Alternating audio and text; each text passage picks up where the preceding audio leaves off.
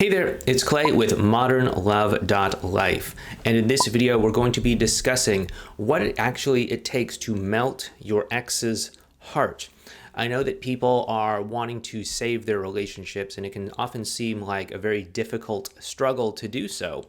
You know, you're trying to connect, you're trying to make things right, you're trying to communicate exactly how you feel and how genuine you are in wanting to make things work with your ex, but for whatever reason, they just seem to be a closed book to that idea, and they are just not open or interested in working things out with you, even though they might have prior to the breakup. So what exactly does it take to actually melt your ex's heart? Now, this is where we're going to get into the topic of emotional connection, because if you've watched previous videos that I've put out, you probably have heard me say at some point or other that the emotional connection between you and your ex, or you and any other potential partner, is really the most important thing that you should be focusing on, okay? Especially when it comes to saving a relationship. You know, when it comes to saving a relationship, you already know that the attraction piece is there. You already know, most likely on some level, that you have a similar or compatible views and values of the world. And so really all that's really missing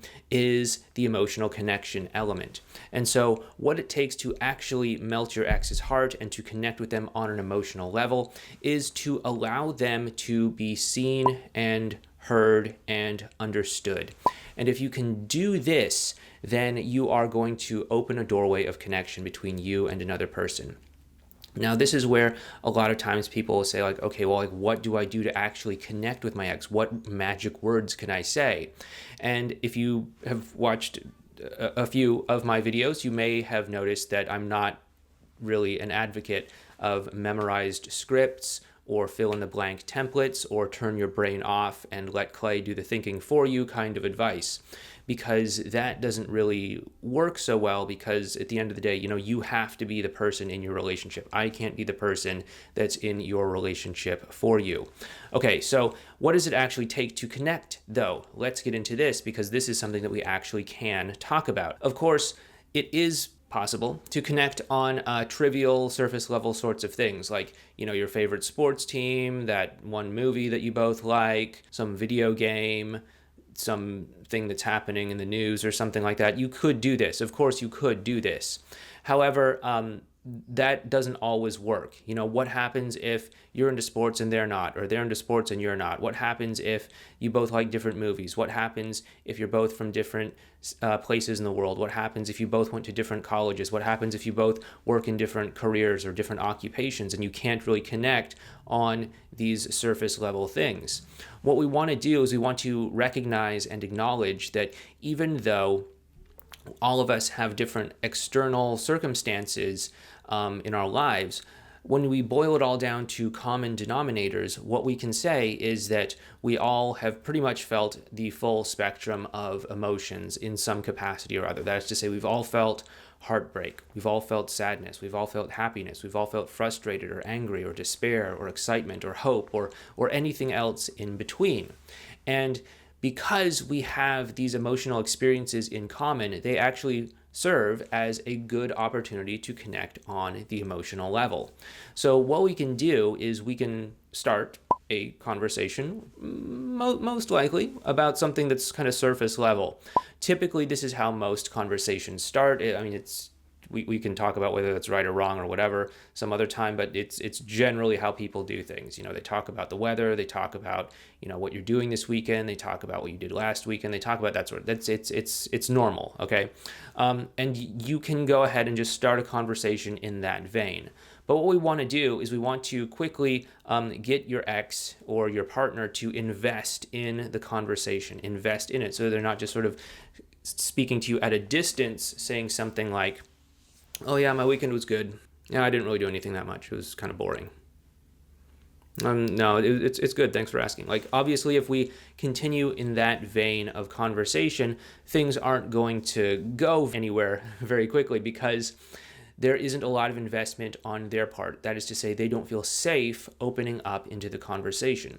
So typically what we would advise a client to do is to start to interact with your ex as if the same question had been asked to you. So what did you do this weekend? Oh, not much. Okay, well, now is your chance to open up a little bit more and share what you did this weekend. This is where you can talk a little bit more, demonstrating to them through vulnerability, positive vulnerability, that you are invested in the conversation, you are willing to have a meaningful conversation with them, and you're willing to take it wherever it goes. Because the last thing that someone wants to do is to open up and share themselves to someone else only to find out like, whoa, hey, cool off here. I just wanted you to say, I'm fine, thanks, so we could move on and, tick the box. What happens when you answer the question as if it had been asked to you is that you actually give them permission to invest more in the conversation and open up more themselves. Now, as they do this, as they start to open up in the conversation, what we want to do is we want to be listening for the emotional tone about what they are describing, what it is they are explaining, what it is that they are talking about in whatever it is that they're sharing.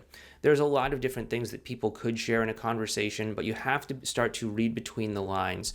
Start by developing that empathy muscle and start by reading between the lines to determine what that person is experiencing, what emotion they're feeling, okay? And then what we want to do is we want to connect with them at that emotional point. Connect with them at that emotional point and demonstrate to them that, hey, it sounds like you feel really frustrated right now. That reminds me of a time when I felt a similar way when this was happening or whatever. And, of course, the circumstances of your emotional experience can be totally different. The most important thing is that it has the same emotional value underneath it all, like frustration, hope, excitement, nervousness, dreaming about something, hoping for something, all that sort of stuff, right? By the way, if you're liking these videos, please make sure you hit that thumbs up button for the YouTube algorithm. It does help us out. It does tell YouTube that these are not so bad videos that they might want to show to more people, okay?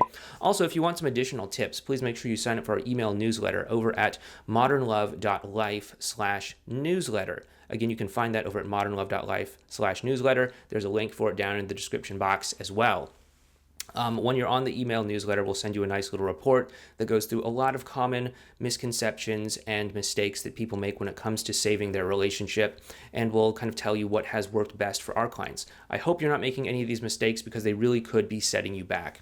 And additionally, on the newsletter, we will be sending you tips, advice, and strategies to help you connect better with your ex, bond more, and get closer with them, etc.